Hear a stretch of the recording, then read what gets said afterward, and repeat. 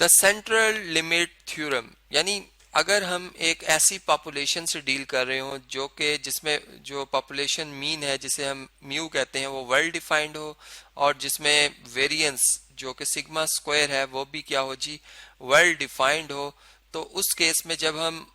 जो सैंपल लेंगे उस पॉपुलेशन से, ठीक है,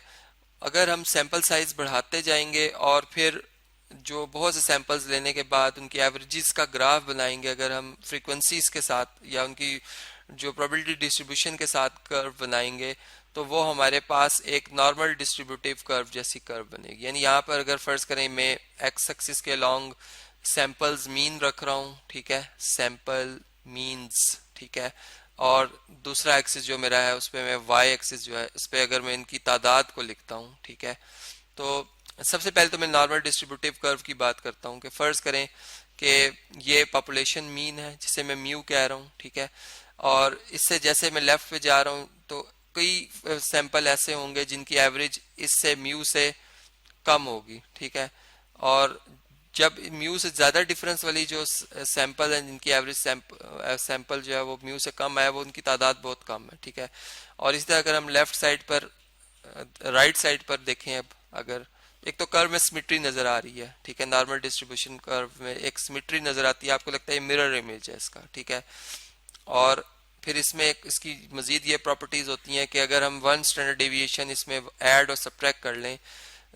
म्यू में, ठीक है, तो पूरी पॉपुलेशन का या पूरे जो साइज है डिस्ट्रीब्यूशन का उसका 68 डाटा जो है इस इंटरवल के अंदर आ जाता है, ठीक है, और अगर टू स्टैंडर्ड डेविएशन ऐड और सब्ट्रैक्ट करें तो ये इंक्रीज होके परसेंटेज जो है वो 95% तक आ जाती है, और अगर और ज़्यादा इंक्रीज कर दें तो ये जो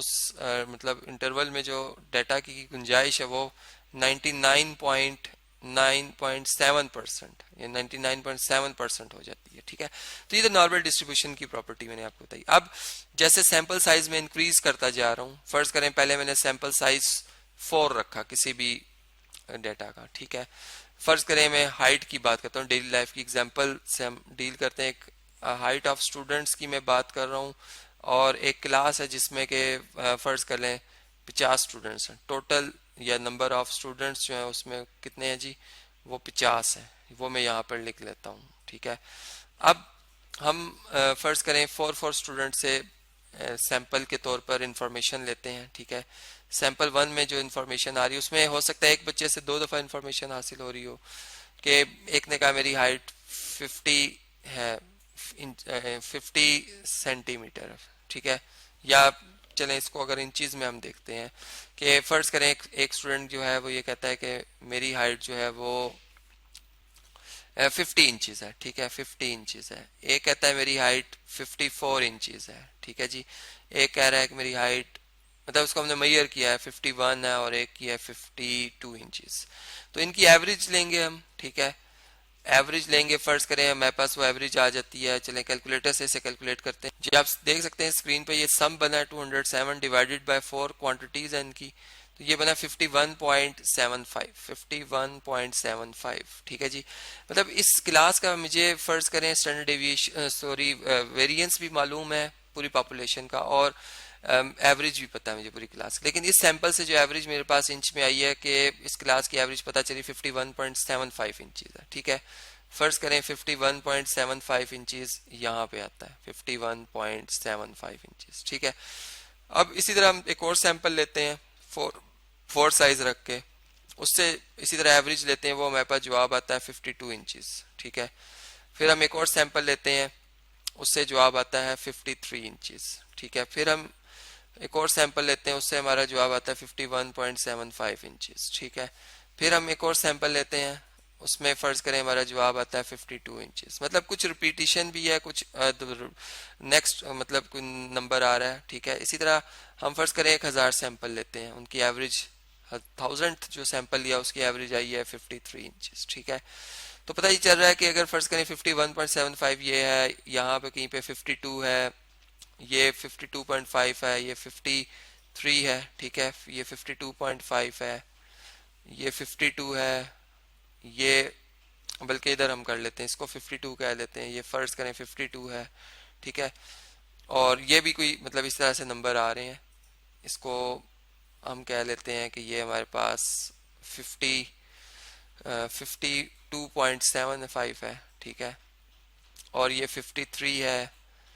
और यहाँ पे कहीं पे 52.5 आ रहा है, मतलब ये मीन है। तो पता ही चल रहा है कि जो वैल्यूज 52 वाली हैं वो भी रिपीट हुई 1000 सैंपल्स में। फर्ज करें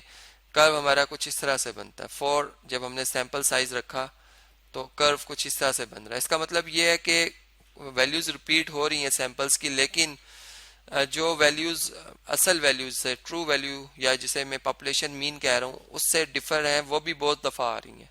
अब जैसे जैसे मैं सैंपल साइज को बढ़ा देता हूँ, फर्ज करें इधर मैंने सैंपल साइज 4 रखा था,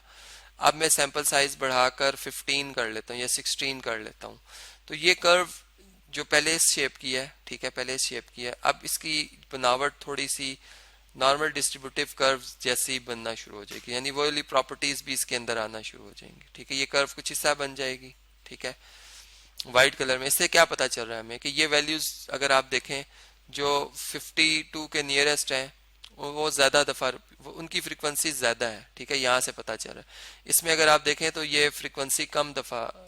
यानी दफा रिपीट हुई है, या कम ऐसे सैंपल आए हैं जिनमें किस म्यू के करीब वाली वैल्यूज आई हैं, ठीक है, दूर वाली भी आ रही हैं, ये हमें पता चल रहा है। और अगर हम फर्ज करें अब सैंपल साइज और ज्यादा बढ़ा देते हैं, तो अब मतलब इसको मैं फर्ज करें कह देता हूं कि ये मैंने 28 कर दिया सैंपल साइज, ठीक है, तो ये और ज्यादा नॉर्मली डिस्ट्रीब्यूटिव कर्व जैसी प्रॉपर्टी जैसी हो जाएगी, ठीक है। यानी इसका डिग्री ऑफ फ्रीडम जो है, अगर फर्ज करें इसको मैंने 28 रखा है तो इसका डिग्री ऑफ फ्रीडम जिसे न्यू में कहूंगा वो 27 होगा। डिग्री ऑफ फ्रीडम का कंसेप्ट यही है कि अगर फर्ज करें हम 5 ऑब्जर्वेशन है, ठीक है, और उनका सम चाहते हैं कि वो हो 20, तो 4 में अपनी मर्जी से फौरन पिक कर सकता हूँ, जैसे 2, 3, 7, 8 मैंने बगैर सोचे पिक किए। अब इनका सम कितना बनता है, देखिए अगर 20 बन रहा है तो फिफ्थ वैल्यू ऑटोमेटिकली 0 आ रही है, ठीक है। या अगर फर्ज करें मैं 7 एंड 8 नहीं लिखता है, फर्ज करें मैं 6 लिख देता हूँ, ठीक है, तो ये सम मेरे पास कितना आएगा 18, ठीक है। अब मुझे पता है कि 18 में मजीद 2 ऐड करूंगा तो 20 आएगा। जो 2 है बेसिकली नंबर जो है ये ऑटोमेटिकली मिल रहा है, 4 वैल्यूज रैंडमली हमने पिक की हैं, तो मेरा डिग्री ऑफ फ्रीडम इसलिए यहाँ पे कितना होगा, वो 5 में से एक कम 4 होगा। तो यही कंसेप्ट है। और फिर दूसरा ये भी कि अगर हम एस्टिमेशन कर रहे हैं, एस्टिमेट कर रहे हैं अपने पैरामीटर को, तो अगर सैंपल साइज 20 है और पैरामीटर एक है जिसको हम एस्टिमेट करें, सब पॉपुलेशन मीन की हम बात करते हैं, तो हम जो सैंपल साइज है उसमें से एक कम कर देंगे, खुद ब खुद हमारे पास डिग्री ऑफ फ्रीडम जो है वो सैंपल साइज से एक लेस आ जाएगा। तो यही कंसेप्ट है सेंट्रल लिमिट थ्योरम का, जो कि हम जो प्रैक्टिकल मैंने एग्जांपल आपको समझाई है हाइट की, उससे भी, या आप वेट से भी ले सकते हैं, या आप स्कोर से बच्चों के जो मार्क्स हैं उनका भी, मतलब यही कंसेप्ट उस पर भी अप्लाई करें, या और डेली लाइफ की जो भी एग्जांपल्स बन सकती हैं, जैसे कि हम